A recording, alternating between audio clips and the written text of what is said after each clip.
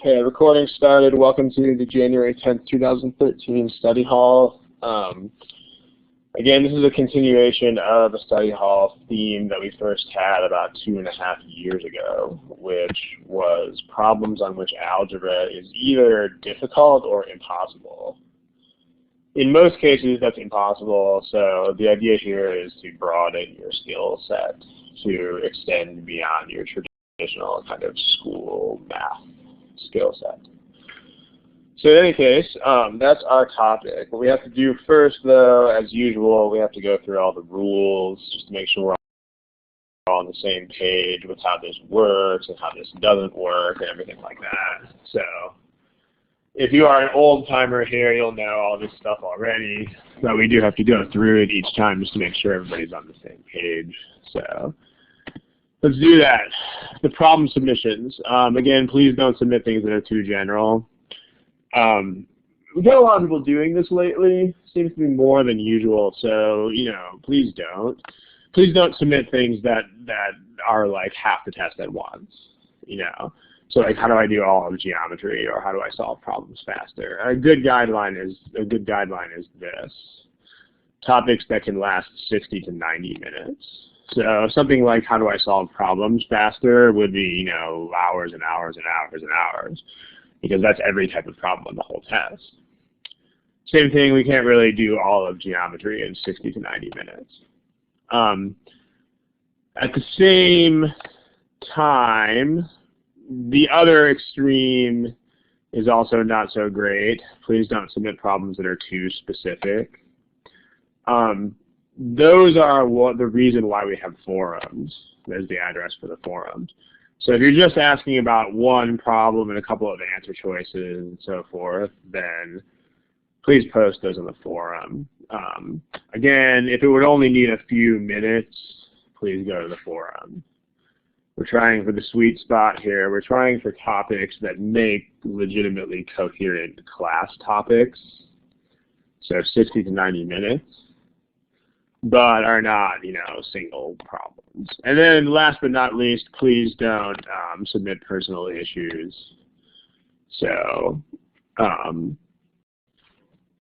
don't submit your scores or your profile. And also no admissions questions either. We are Manhattan GMAT. We're not an admissions consultancy, although we do partner with one. So if you do have questions about admissions, this is the place to send them, the Ask an Admissions Consultant folder. So as far as the topics we should see on here, intermediate depth, try to follow this guideline. A topic that could last 60 to 90 minutes is a good topic. If you have specific problems, great, but please try to tie them into a more general question. Because again, if you just have a specific problem that is not really tied into a larger theme, then the best place to go with that is our forum. That's actually the reason why we have the forum.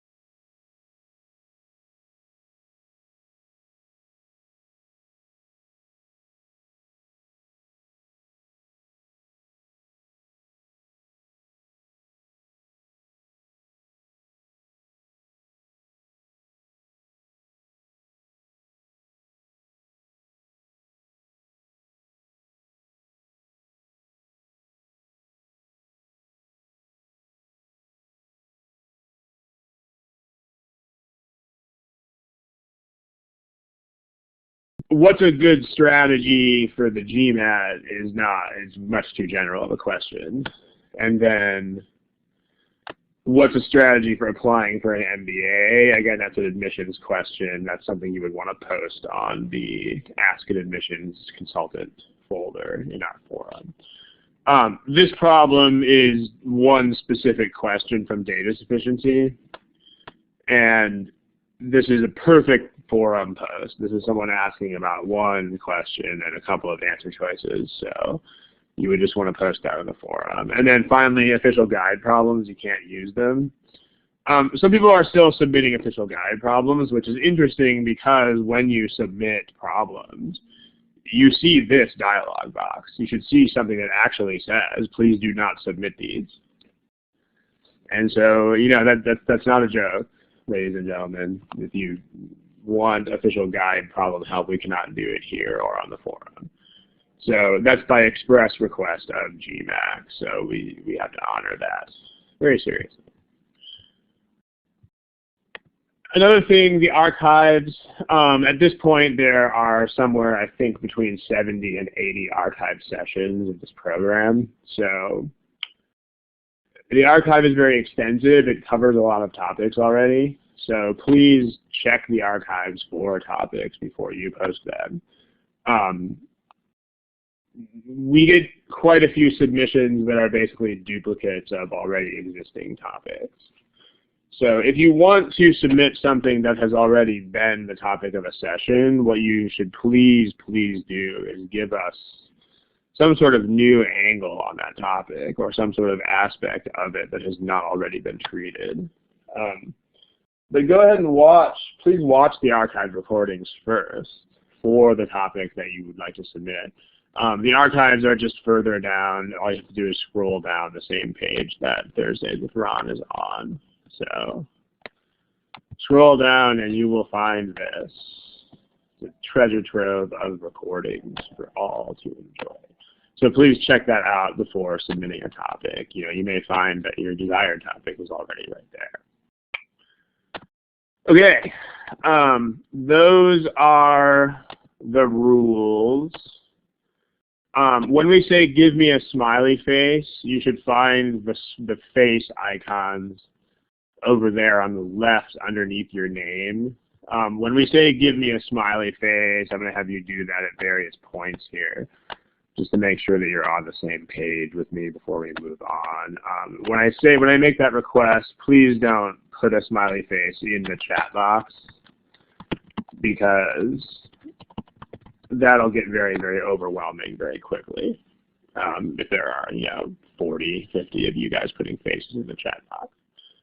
So please go ahead and give me a smiley face at this point if you understand the rules, please. Smiley face. Okay, it's a lot of you guys. All right, thank you. And all right, so when you have multiple choice options, these are all going to be GMAT problems except when indicated otherwise. So there's a couple that are from our materials. So let me add that little note. These are all copyright GMAT except when indicated otherwise. You can feel free to distribute gmatprep problems. It's the same reason we're allowed to use them here, because it's a free software. It's freeware, you can distribute it for free and so on. But GMAT does request that if you do distribute these questions, that you distribute them with this copyright notice. So unless we say it's from our sources, it is from the free gmatprep software from GMAT. And please don't distribute OG problems. When you get multiple choice questions, you will see 5 multiple choice options underneath your name. Please use these options to answer the multiple choice questions. Please, please, please, please do not post your answer in the chat box. Because number one, again, we can't have 50 people posting in the chat box. And number two, if you do, it'll influence everybody else's answer. When you use these options, your response will not be visible to other participants. And so everyone will get their own shot at the problem. Finally, the actual GMAT test does not let you skip problems. So, I mean, I can't really enforce this on you guys, and if we wait long enough, we'll just move on. But make sure you don't not answer the problems. Like, make sure you don't abstain or like not answer, because that's not an option on the real test. When you take the real test, you must answer every question consecutively, or you can't move on. So make sure that you start schooling yourself in that sort of way. Okay, everybody give me a smiley face if you are ready to move on to some actual problems. All right. So again, just to make sure we're on the same page here, for those of you who just came, the topic for today is more problems on which algebra is not your friend. So here is first problem of the day. Go for it. This is from our CAT exam questions. This is not a gmatprep problem. Okay, here is a timer.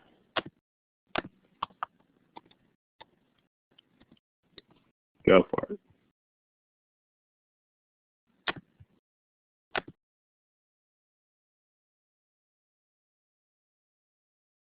Okay, everybody try to get an answer in the next 10 or 15 seconds here. Remember, if you have to guess, you should go ahead and guess, because that's how this exam works.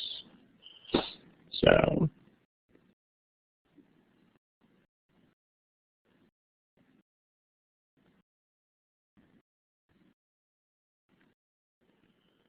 okay, 5 more seconds again. Just take a random guess if you've got to take a guess, but get an answer on the board, please, and then we will get going on it. Okay. All right, so here are the answers of the class. So it looks like people, I mean, there's still 10 non-responses. Only one of those is me. So if you are one of those 9 other non-responses, please don't do that when you practice. You have to just let it rip. But it looks like of the people who did answer the question, it looks like people are fans of E. It turns out the answer to this problem is not E. In fact, it's not either of the 2 decently popular answers here. So looks like we got some learning to do here. In any case, as you may have deduced, it's not really possible to do this problem with algebra, because you would have like 7 unknowns. So if you tried that, hopefully you would have gotten out of there really quickly. So can't use algebra here because there would be way, way too many unknowns.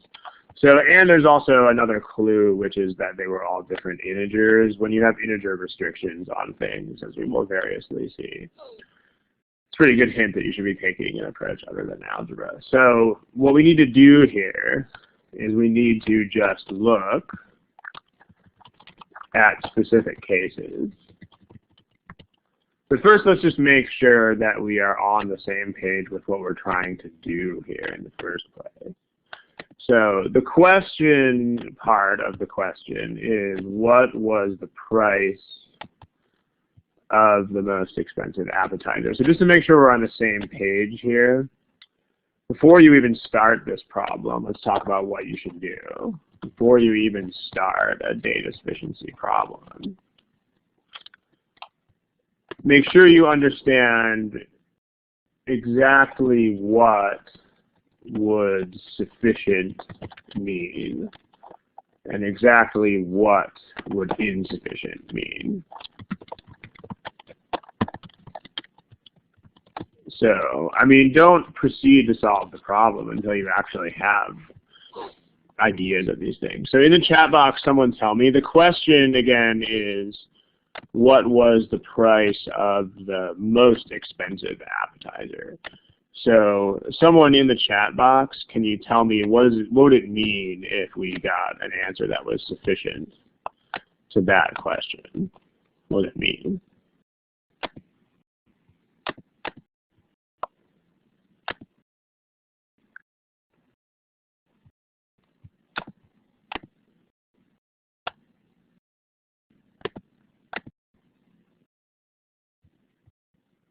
I mean, yeah, we would have this is not a yes/no type of question. This is a one value type of question. So if there is only one possible value for that price, then that's what sufficient means here. And then what does not sufficient mean? It means there's not more than one. It means there's more than one. It means there's not just one. So more than one possible value for that price, then not sufficient. To make sure you get this in mind before you proceed here, because otherwise it's going to be very, very difficult. So there's that. All right, so there's that problem. Let's go ahead and take the problem to the next page real quick. Okay, so here is the problem again. So let's organize this. We do have the fact that every entree costs more than every appetizer. So in other words, all three of the entrees are the most expensive items. 4 entrees. All 4 entrees are the most expensive items, and then the 3 appetizers are the cheapest item. So let's put the entrees in, I don't know, let's say the color of a steak. Let's make 4 blanks for those. And then those will be our entree prices in that color. And then I'm thinking appetizers, I'm thinking maybe like vegetable appetizers, so let's make those green.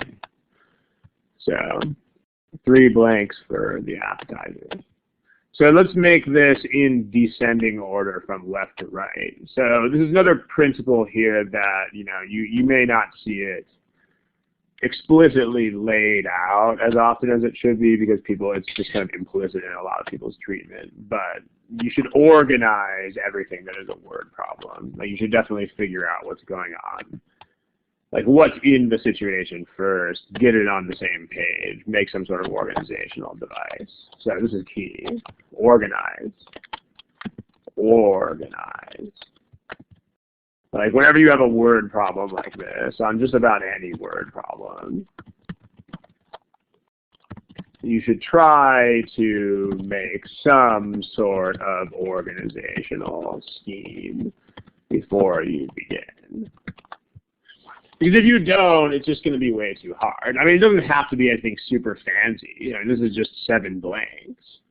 But 7 blanks is still an organizational scheme where you have the greatest here and you have the least here. So, okay. Number 1, the most expensive entree costs 16 bucks. So let's do that first. And don't forget to indicate the actual answer to the problem, which is this is the most expensive appetizer. So don't forget to do this. Don't forget to indicate which one you want. Because remember, you do not have to find all 7 prices. Big mistake. A lot of people would approach this thinking, oh my gosh, I have to find all 7 of these prices. Well, guess what? No, you don't. So very careful with that. Okay. Any questions about the organizational scheme? Okay, so let's look at statement 1. Statement 1 says the most expensive entree was $16. So let's just start laying out cases here. So if that was 16, what are some possibilities for the other entrees? And someone give me a possibility for the next 3 entrees. Remember, the prices have to be all different. 15 for the next one, 14. Sure, let's try that, right? So if we do that, then that means that this is a total of $58. You need a total of $89, which means that 58 taken out of 89 is $31. here. So let's see how we can get that. Well, one way to get $31 is to put a 12 here. And then we're left with $19, so you can do that with 10 and 9. You could also do that with 11 and 8. But again, notice that that's not two answers for the box that we want. So the idea here is to try to get something other than 12 in this box. So just make sure you're aware of this. Like if we can get any number other than 12 in that box, then not sufficient. But if we can't, then sufficient. I mean, this is some people, this is the biggest problem they have when they do problems like this, is they just don't keep track of this strategy stuff. Like they forget what they're trying to do halfway through the problem. And I mean, you have to have a goal in mind as you go through this process. So, well, let's try to do that without changing the entree prices and see if that gets us anywhere. So if we have, if we do this, let's keep the 16, 15, 14, 13. So still need $31 here. Well, if we try to do $11 here, then we only have $20 left here. We can't do that because you would need to put a 10 or less and a 9 or less. So you can't make this work. So our only hope here is to try to actually change the price of the entrees, but let's see if we can do that. So if this is the most expensive entree, so you can't make these numbers go up. So the best hope you've got here is to try to make one of the entree prices go down.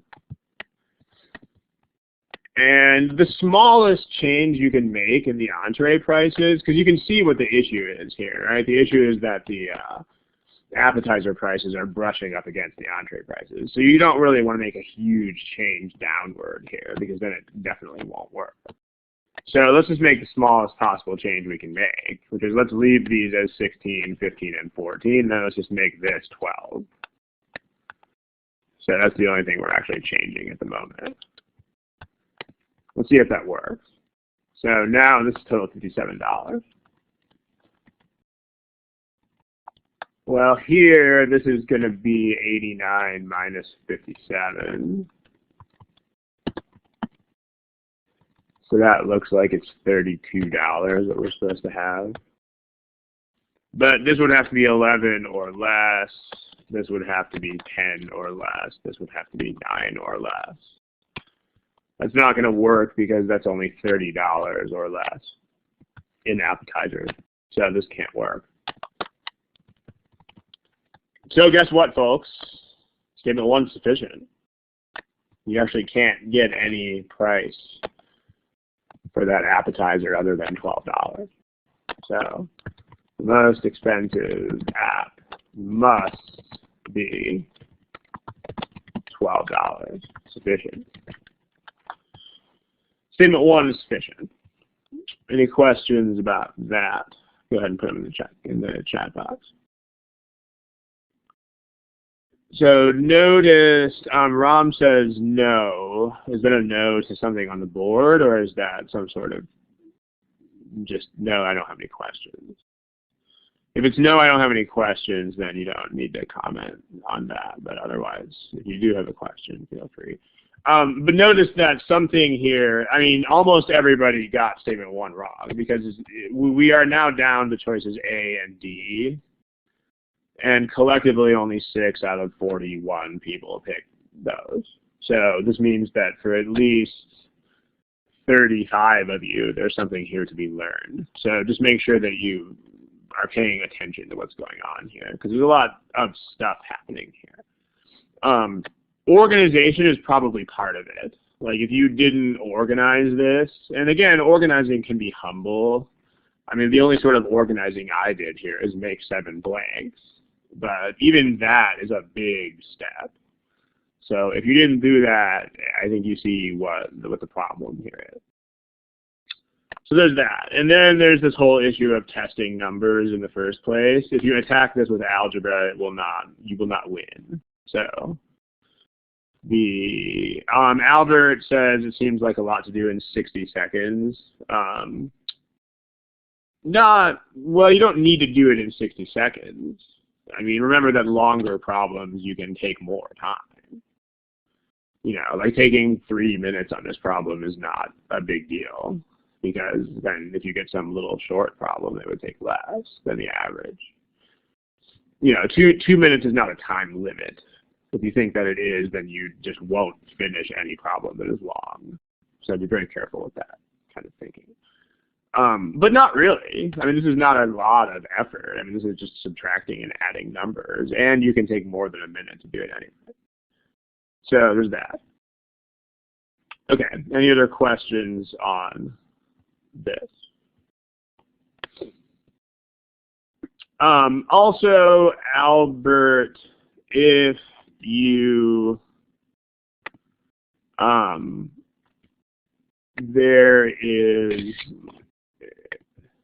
this is one of our Manhattan GMAT problems, but if you, so let me just summarize the comments I made in the last minute or so. First comment is you don't have to do this in 1 minute, because remember that longer problems can take more than the average time. Doesn't mean what the average time is, right? It's an average. I mean, one of the worst things that you can do here is think that you have to solve everything in the average amount of time. I mean, if the problem is definitely longer and more involved, then you can take longer. I mean, it's pretty much common sense, but just make sure that you use that common sense.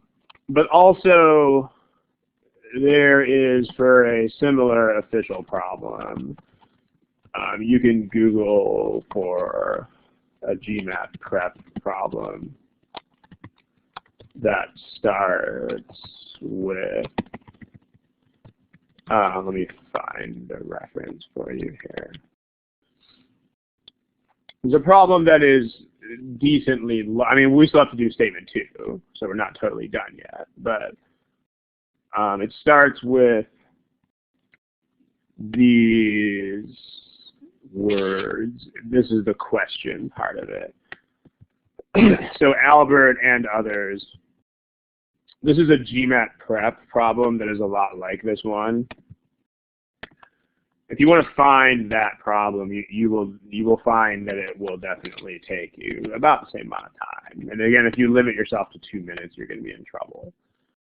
We also did this problem in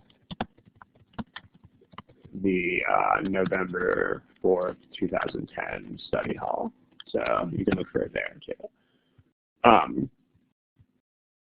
Someone, Rena, says this.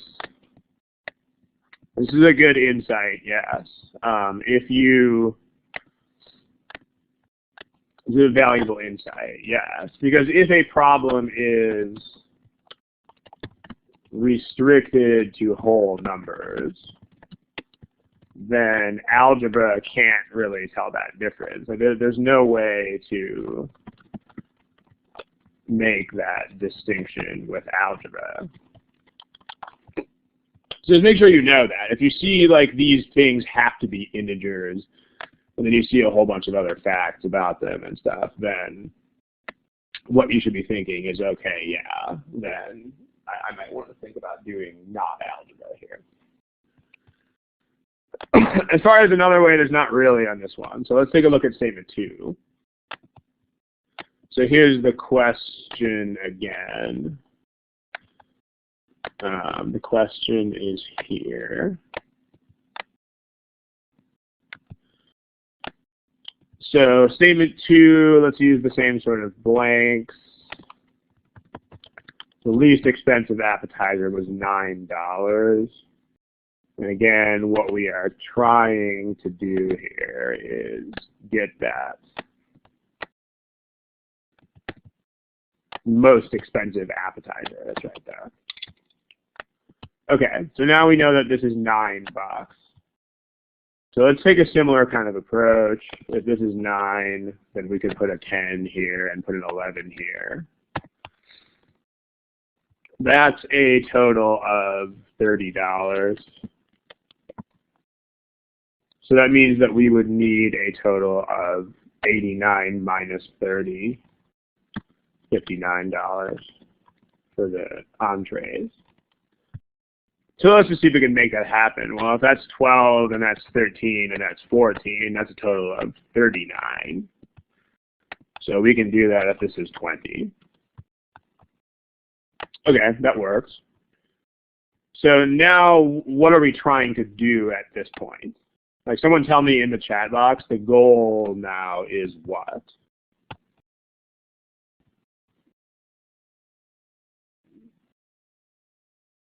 Yeah, make it some other number, so probably 12, right? Because it definitely can't be anything less than 11. So 12 in that box.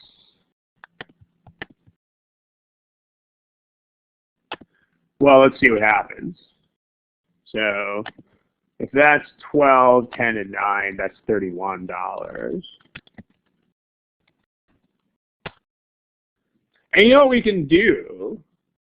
I mean, you can, let's finish this reasoning here, but then let's comment on how you can be a little bit more efficient here in a second. So 89 minus 31 is 58. If we do 13, 14, 15, and 16, then that is exactly 58, so that also works. So this is two different possibilities. So we're done. This is not sufficient. And so the overall here answer is A. So someone help out Sierra here. Sierra's question is this. I don't know if you guys all see that or not. So it's in the bottom left corner. Does anyone have an answer to that? Chat box.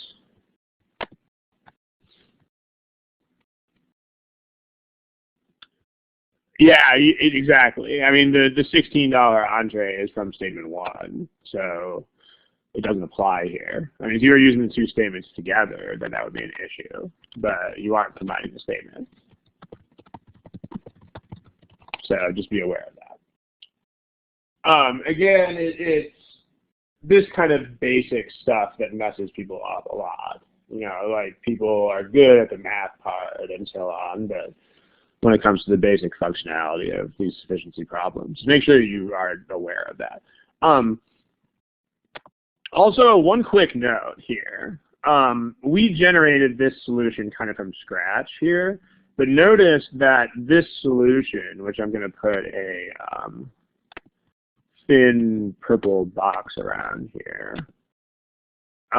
this solution was also in our work from statement 1. So if we recognize that this, if we just looked earlier in our scratch work and saw this, I mean, this is still a 9. So that means we can also import this possibility. You know, you don't even have to work it out again. I mean, you can import this case from your previous work. Just when you do that, just make sure that you check this statement is still satisfied. Because if this were not a 9, then we wouldn't be able to use it. But it just so happened that it was.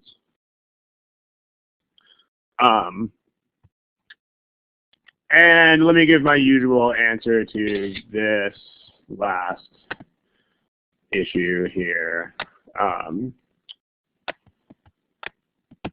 What range difficulty is such a question? There's only one good answer to a question like this, which is it doesn't matter.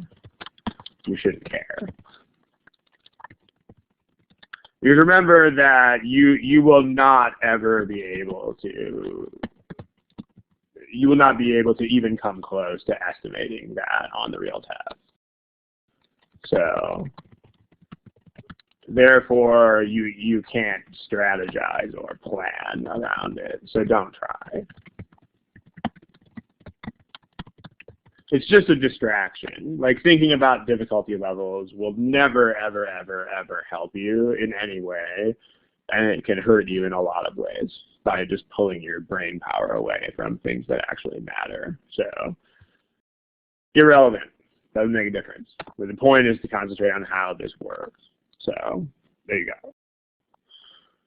Okay, I mean, you know, you probably have some sense from the fact that of 41 people in the study hall, exactly 3 people got it correct.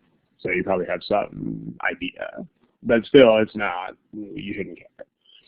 Okay, any other questions about this problem? Okay, cool. Let's go ahead and move on. Maybe like one person seems to be typing. Let's move on to something else. How about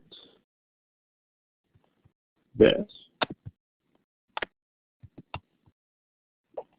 Okay, here's a timer.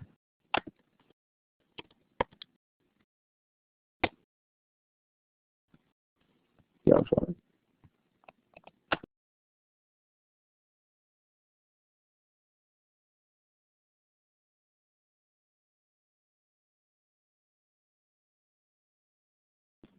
Okay, ladies and gentlemen, there are not very many answers to this problem yet.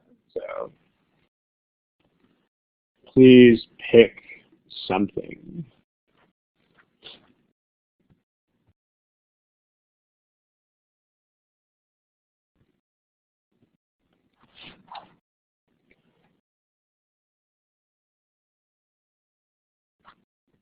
And again, in the next like 10 seconds, still a few of you non-responders. If you don't have anything, including some of you I know are here because you've been asking questions, Sumya, Sierra, seems to be a lot of people whose names start with S who don't have answers. So, okay. Again, if you are Sid or Sierra or a couple other people who don't have answers yet, remember on the GMAT you cannot do that. You cannot not answer things. But gotta move on here. So here are the class responses. We kind of have lots of everything here. In fact, this may be the most evenly distributed answer profile that I've ever seen. I mean, with the exception of E, we have almost identical numbers of people picking everything. So it's interesting. And it's good though. It means we can do some learning here. It means we can do some schooling that happens. So anyway, let's take a look here. So a pet shop contains 60 animals, each of which is a cat, a dog, a bird, or a hamster. How many are hamsters? So, I mean, again, it's a word problem. I mean, it's not much of a word problem, but at least it's still a word problem. So we should still organize it in whatever sort of humble way. So let's just organize like this.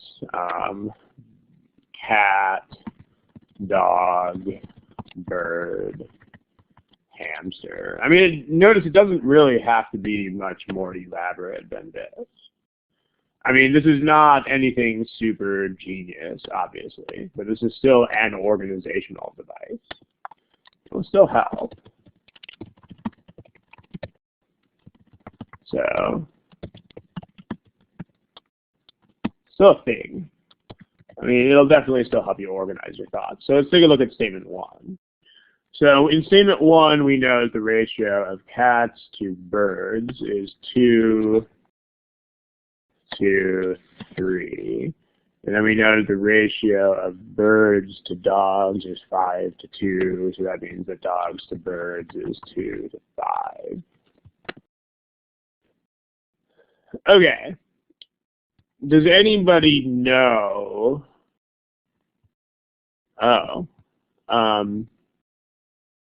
the blank page under the question. Sierra, I don't know exactly what you're asking, but I think that I think you may just be asking where to pick the answer choices. If that's what you are asking, that's what this was. So they appear under your name. Please use these. Please don't post in the chat box. If that's not what you mean, then clarify, please. But this is a menu. If you click on this, you'll see some choices. So, oh, okay. Well, all right. This is a data sufficiency problem. Okay, I think I get what this is. This is a data sufficiency problem, so you have to know what the choices mean. I mean, there are. I'll go ahead and get them for your reference. But when we have these study halls, we do assume that people are familiar with the basics. And on this type of problem, which is data sufficiency, the basics include what the answer choices mean. If you don't really know what the answer choices mean yet in data sufficiency, then we do expect that from the audience, just because we wouldn't really be able to make any progress on these problems if we didn't assume a knowledge of that. But that's what the choices mean. So if this is what you're asking about, then you just got to know these. So there they are. I'll leave them up on there for a few seconds, at least on the bottom of the box. Okay, so ratios, there's a couple of things we can do here. One way we can attack this problem is by combining ratios. Does anybody know how to combine ratios? So yeah, you want to use a common multiple, right? So you want to combine the ratios. Because the birds, we don't want two different coefficients for birds. So notice that a ratio of 2 to 3 is the same as like 4 to 6. It's also the same as 6 to 9. It's also the same as 9 to 12, etc. Basically, it's the same as 2 to 3 multiplied by any integer.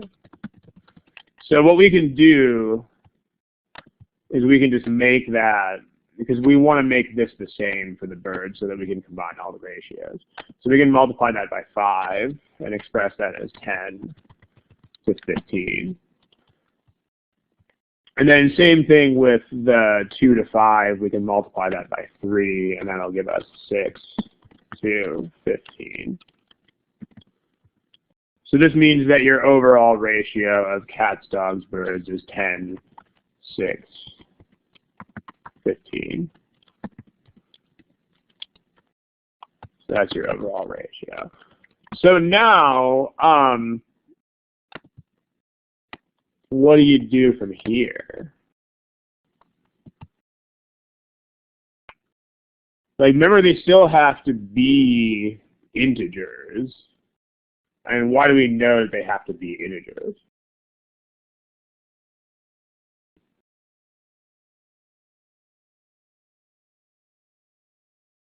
Chat box. Yeah, exactly. You can't have fractional numbers of animals. So, you can't have like 2.8 cats in a pet shop. So let's look at possibilities here. Again, it's integers only. So let's look at possibilities. Well, a pet shop wouldn't really have that. So let's look at possibilities. So you could have actually 10, actually 6, and actually 15. What are the next smallest numbers you could have?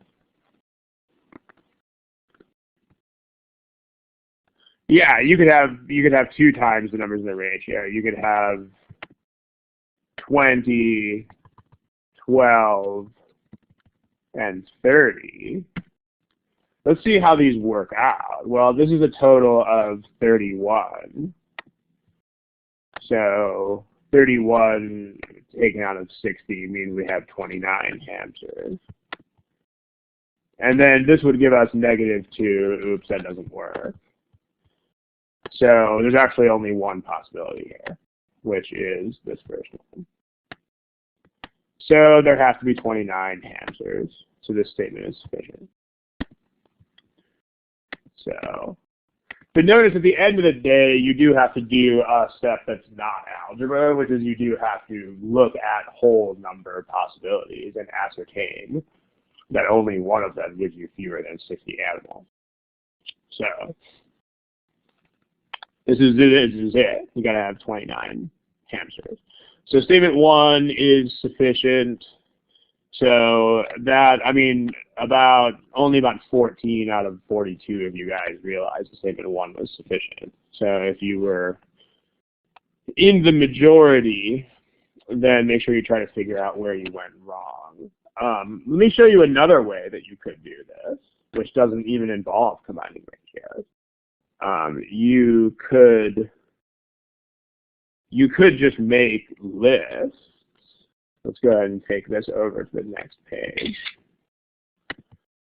So here's still looking at statement 1 here. You could just make lists of the different ratios. So statement 1, you could also make lists like cats and birds. That could be 2 and 3. It could be 4 and 6. It could be 6 and 9. It could be 9 and 12. It could be 12 and it could be, that's supposed to be 8 and 12, sorry. 12 and 10 and 15. Let me fix the typos. That's supposed to be 15. That's supposed to be 8. And then you can also do the birds to dogs. And then remember, the birds is the birds, so you have to pick things that are in both lists. So this could be 5 and 2. This could be 10 and 4. This could be 15 and 6. And you would just keep making these lists. So, and it doesn't take that long. I mean, you just have to make a decision. You have to just commit. You have to start doing it. But once you start doing it, it doesn't really take that long. So, and then you would find that you got 10, 15, and 6. So this is a possibility. And then your next possibility, your next matching thing would be 20, 30, and 12, which is too many animals. So, I mean, okay, there's a comment here that I just want to make a quick response to, which is this.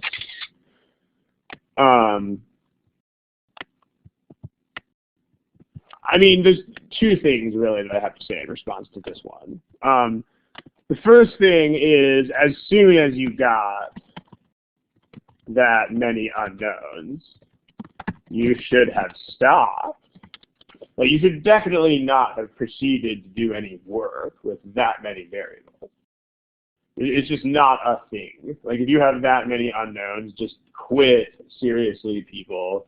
Something is wrong. Something is very, very, very, very wrong.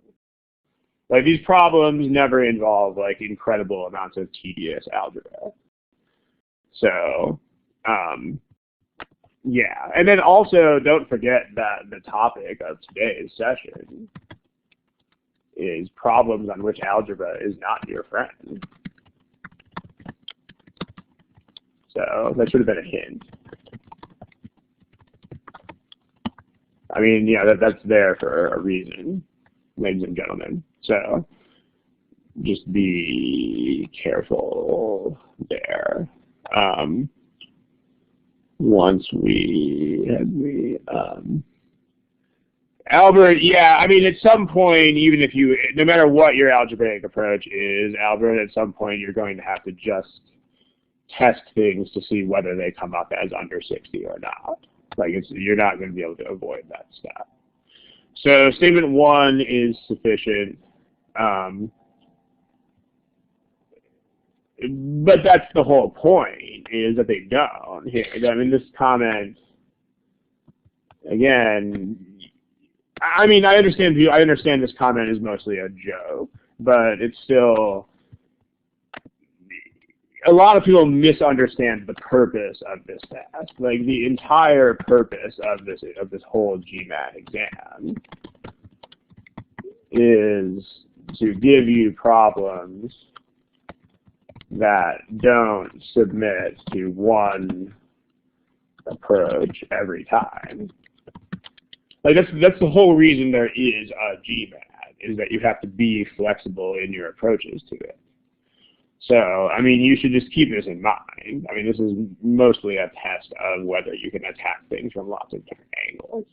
So, I mean, if this is a joke, then it's a joke, but there still is a serious idea behind it, which is, you know, you can't look for memorized approaches to these things. You have to just, you know, see what's going on and react. So let's take a look at statement 2. So here's the problem again. Statement 2, ladies and gentlemen, surprising amount of people stumbled on this statement. If one dog were replaced with a hamster, I mean, I don't really know how you would algebra this, but let's just think about this for a second. If you replace, remember that we're only concerned with how many hamsters. If you replace one dog with a hamster, what does that do to the number of hamsters? Yeah, it adds 1, right? So 1 more than the current number of hamsters. And then what is exactly half of the animals? Exactly half of the animals is 30. That is correct. So that's definitely sufficient, ladies and gentlemen. So, I mean, again, if you missed something here, make sure you understand what it is that you missed. Because this is hamsters plus 1 is 30. But, again, there were a lot of you. Like, here were the answers to the polling. I mean, so if you picked A, C, or E, which is a solid majority of you guys together, that means you thought that statement was not sufficient. So if you are in one of those groups, then make sure you take a look at this and see what you missed, because again, it's not a math issue. Like, whatever is going on here, it has nothing to do with mathematics. And it has everything to do with, you know, are you paying attention, and are you organizing stuff, and are you translating things in a way that makes sense? You know, like, you should always be thinking about this in relation to the desired quantity. Like, when you see one dog replaced by a hamster, you should be thinking, I don't care about dogs. You should be thinking, I care about hamsters. So you should just read this as, if I add one hamster, then, oh, hey, I have 60 animals, so I get 30. But again, focus here is a thing. I mean, if you are not focused on this issue, then you can get distracted. I mean, you should, you know, think in terms of the quantities that you actually care about. So, okay. So the overall, so this is also sufficient, so the overall answer should be D to this. Okay. Couple questions in the box.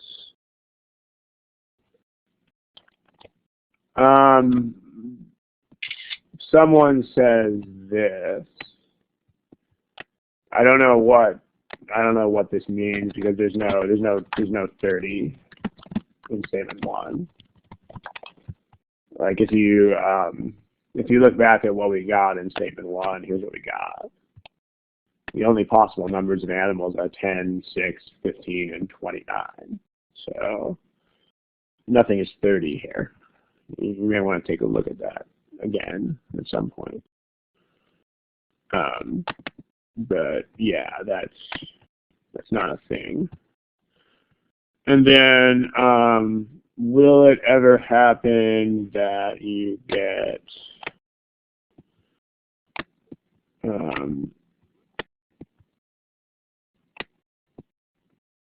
yeah, a couple of you guys already answered this one, but just to make sure we're on the same page,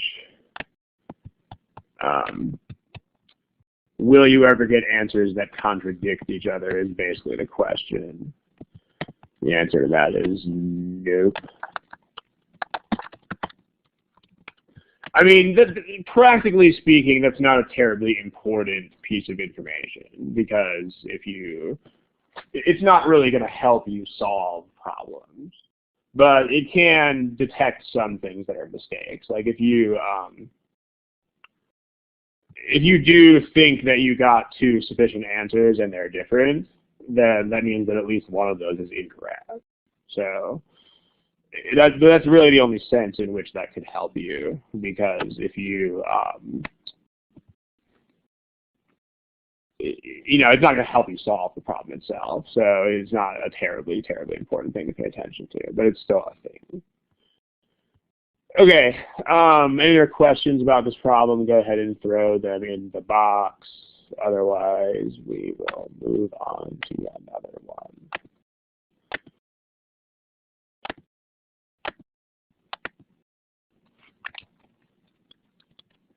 Okay, I think one of you is typing, so I will wait a little bit for that.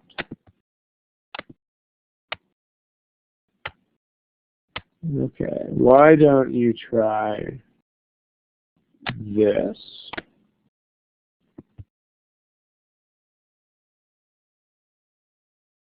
Schlock S, that's incorrect. The answers to 1 and 2. There has to be some overlap between the answers. So, but yeah, if you can choose it without solving, that's kind of the point, assume you. So, yeah. Okay, here's a question. Put a timer on the board.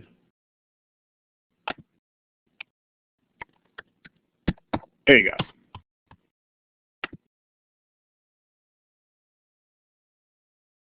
go. Okay, everybody please pick something if you haven't already. Remember how the test works. You have to pick an answer. Even if you are not sure, you still have to pick something. Okay, so next 5-10 seconds, go ahead and get your guesses going. Okay, here are your responses. So it looks like you guys did a little bit better with this one. There's more of a consensus at least. So we still have 2 pretty popular answers. Let's take a look. What is the remainder when n is divided by 6? So this means, again, make sure you set out to begin with what does sufficient and not sufficient mean. So sufficient means there's only one possible remainder. Not sufficient means you can find 2 or more remainders. So,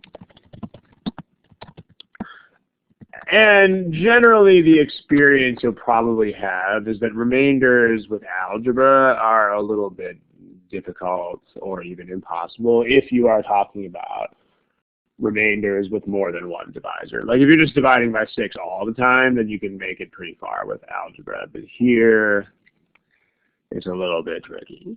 So when n is divided by 9, so in general, if you are combining observations about remainders while dividing by different numbers, the best way to go about this, you have the best odds if you make lists of cases. So let's just do that here. There's a lot of these that algebra is either infeasible or sometimes not even possible on. So statement 1, when n is divided by 9, the remainder is 2. So how do you make numbers that do this? Chat box? Like, how can you make this list? Okay, Paul, that's the list. Yeah, it's a multiple of 9 plus 2, right? Because this means that when you have dividing by 9 gives you 2 left over, which means that it's 2 more than a multiple of 9. So just make sure that you can do that. If you cannot do this quickly and easily, then make sure that you can in the future without having to use some algebra formula.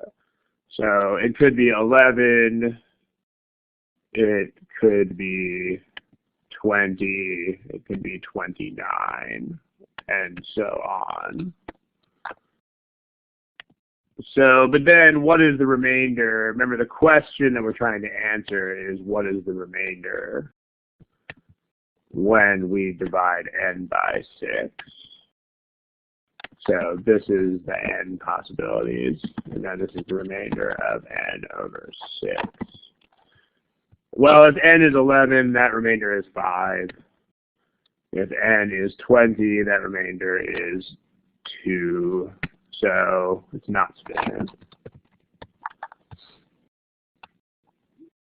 So yeah, n has to be greater than 6.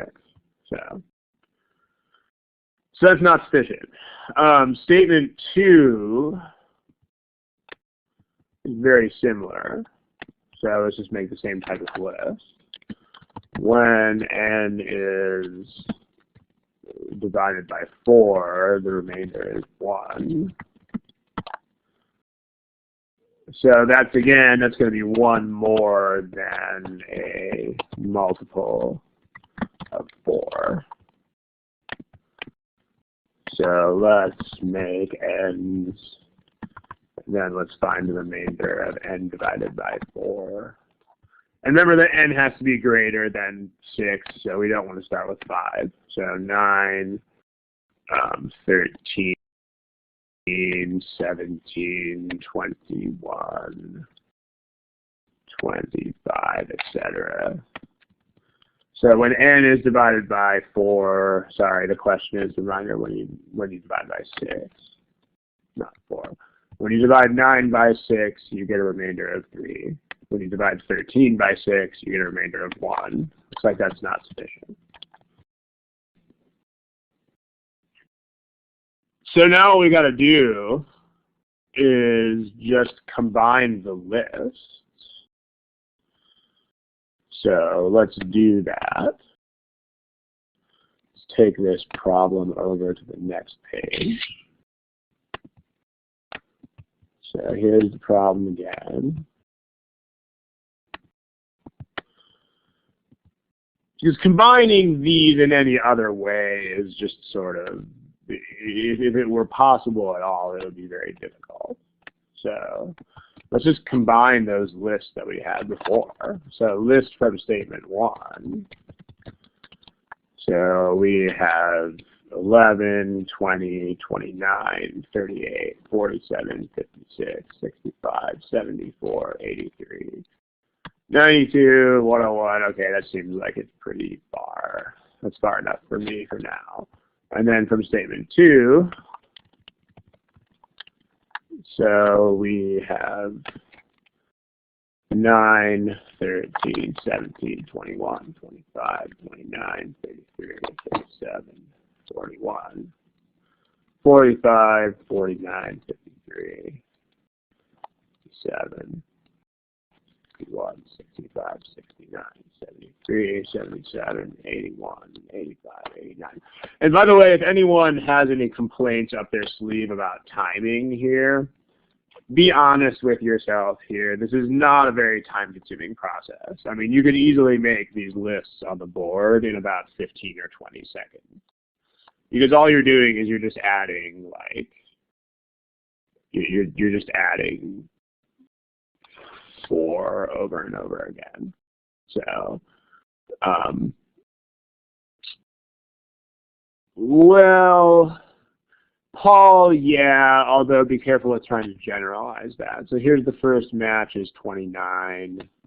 The second match is 65. The third match is 101. And so on. And then if you divide by, so n, therefore remainder of n over 6. So if it's 29, the remainder is 5.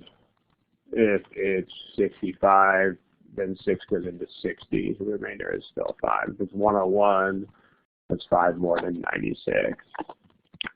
So you get always 5. So that's sufficient. This is going to be C overall. Let me address Paul's question real quick. So,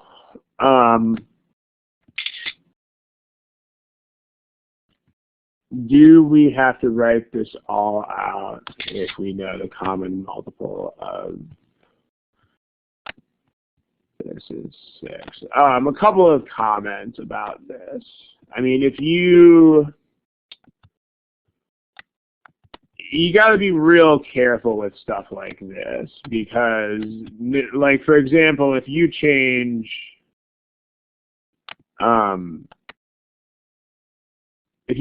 a couple of these numbers, then let's see, the common multiple of 36. Yeah, okay. You're just talking about how to make the list here. Okay, then yeah, you can do that. This is a way to shorten making this list. But notice that, so in other words, the question here, I just understood what the question was. The question is, once you find this first case, can you answer, can you find the future cases by adding the least common multiple of 9 and 4? The answer is yes, you can. Although I would think for most people that would take a lot more time than just listing out these things. I mean, if you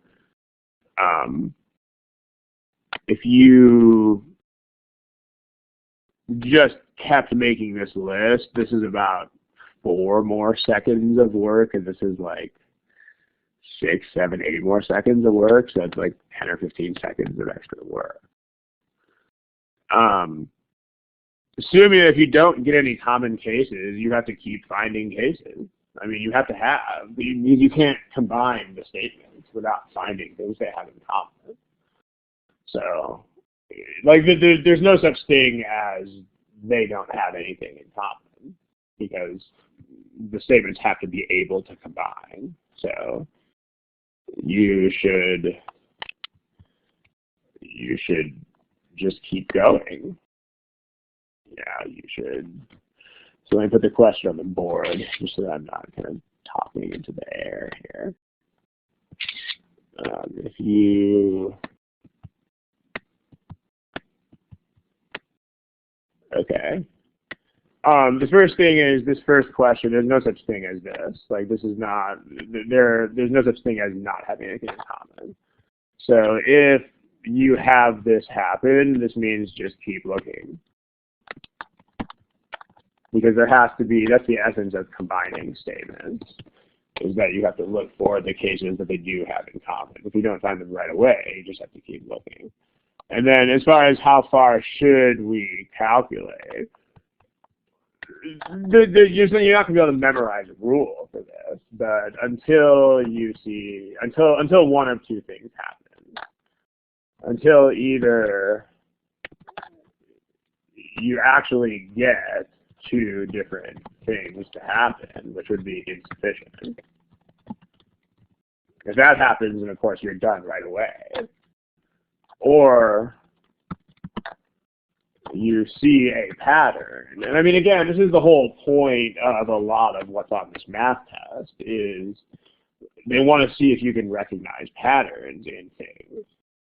I mean, if you can't just go around trying to memorize endless rules for things like this. I mean, you should just calculate until you feel that you have discovered what's going on. And in general, it shouldn't be very long before you reach that point. So, yeah. Albert, I don't really understand what you're asking. I don't know. I guess there's two things I don't understand. I don't really understand the question in the first place, and I also don't understand if you're asking about this problem or asking about like the entire data sufficiency section. So, you can clarify. So overall, this is C, as we wrote right there. So is the only way to know the answer. I mean, the only way you're really going to find these common values is by making these lists. That's the only feasible way to do that. There's not really any other decent way to do that. And again, I think some of you guys are not really getting the point of today's session. Like this question here, people, ladies and gentlemen, remember that the title of today's session is this. It's problems on which algebra is not your friend. I mean, so please don't keep looking for algebraic solutions to these. Like, this is not going to help you. The entire point of the session is to show you that you need a broader skill set than just that. Like, you're not going to be able to just algebra your way out of everything. I mean, that's the whole point of having this session, is to try to break this habit that some of you guys have of looking for algebra all the time, because it will not always exist. So, like, this is the whole point.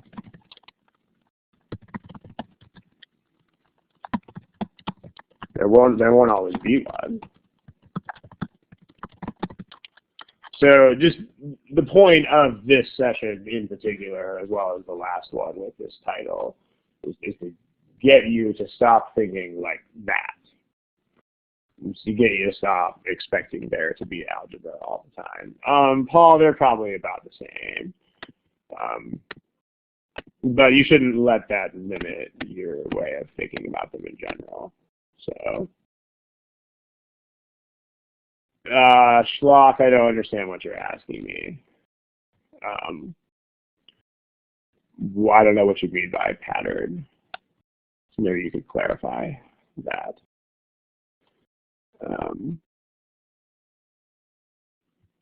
No, if the same question with different numbers, no, of course not. I mean, it could be any of the answer choices.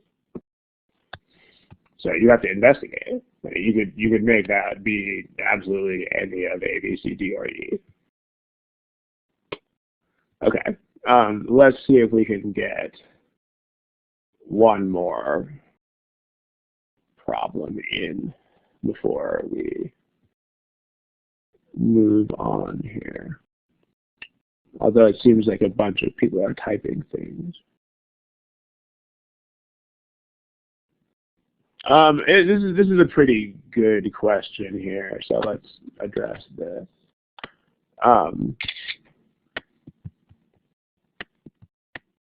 There's really only one good answer to this, which is if you get stuck, then quit and try something else. mean, it's really the only answer there is. I mean, if you try to do algebra on that last problem, you will very quickly run into a wall.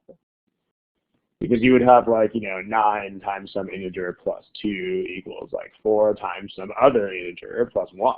And there would be not anything that you could do with that. And so then you'd be like, oh, well, this is going nowhere. So I quit. That's a skill set you want. You want to just be able to get the heck out of there. It's the most important skill that you can have here. All right, let's try this one. This is from GMATprep. Yeah. Okay. This one's short, so this should not take 2 minutes. Let's put a shorter timer on the board. Go for it.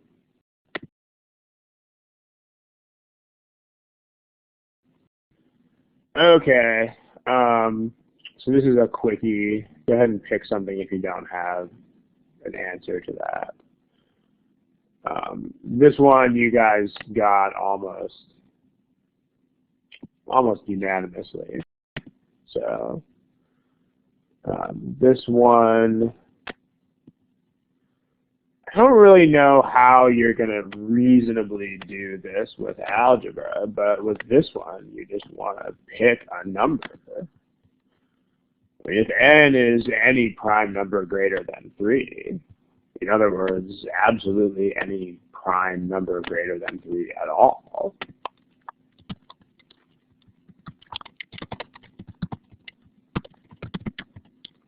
in the whole world.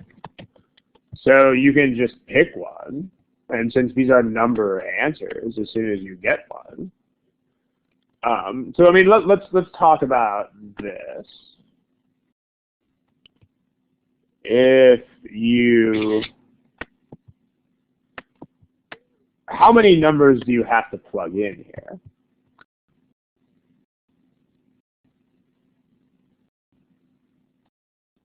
Yeah, you only need one, because it's unnecessary to do 3 numbers. Because look at your choices. Your choices are numbers. I mean, you can't have more than one correct answer. Like plugging in on this problem, plugging in one value will give one answer. So that's all you need. So I mean, yeah, if you're not confident in the work that you've done, you can try another value. But I mean, this work is not really tedious or anything. So let's just let n be 5. 5, not 6. Then n squared is 25. So the remainder on dividing by 12 is 1. So we're done, B. So how about that? Good times. So in someone in the chat box, I mean, if you know these obscure facts about how to represent primes in terms of multiples of 6, but that's not the kind of knowledge that you would need for this test. I mean, if there is any problem on which that kind of thing helps you, I promise you it will also be a problem that has a very easy other way to do it like this. So, meaning if you know those things, I suppose it can't hurt, but you also don't need to go crazy trying to remember that kind of stuff. Albert says this. This probably deserves to go on a new page. Is there a recommended number of tries to be confident? I mean, think about what the word confident means, and I think you already have the answer to this. I mean, if you have to memorize a rule to feel like you're confident, then that means you're not confident. I mean, you really need to develop an intuition here. I mean, it almost seems sometimes like people are doing everything they can to not develop an intuition here, which is kind of interesting. But make sure you don't go down that road. I mean, there's no rule for this. I mean, there's a couple of considerations that you might want to think about. I mean, like, obviously, if each case involves lots of work, then don't try as many of them. Like, you know, if each case is easy and fast, then feel free to try more. But, you know, like, once you see a clear pattern, in general, the test is not going to be mean to you. I mean, it won't be fake. Like, you're not going to see something where the first, like, 28 remainders are 1, and then all of a sudden, oh, it's 2. Like, that's not going to happen. So, but you really need to try to develop an intuition to this. So, true, the answer to the remainder problem was C. Okay, if anyone has other questions, feel free. Otherwise, we are just about done with this session. So thank you for attending. Just put that on the board just to make sure. That answer was C. Okay. Anybody else has a question about these problems, feel free to throw it up there. Otherwise, I'm going to close up shop here pretty soon. So thanks for attending, and Happy New Year to everyone. I hope it's a good one. Okay, let's see. Thank you. You're welcome. True, the one we just talked about was that. Okay. All right, so I think that's it. Happy New Year to all of you guys. I'm going to go ahead and kill the recording at this point. Good night and good luck.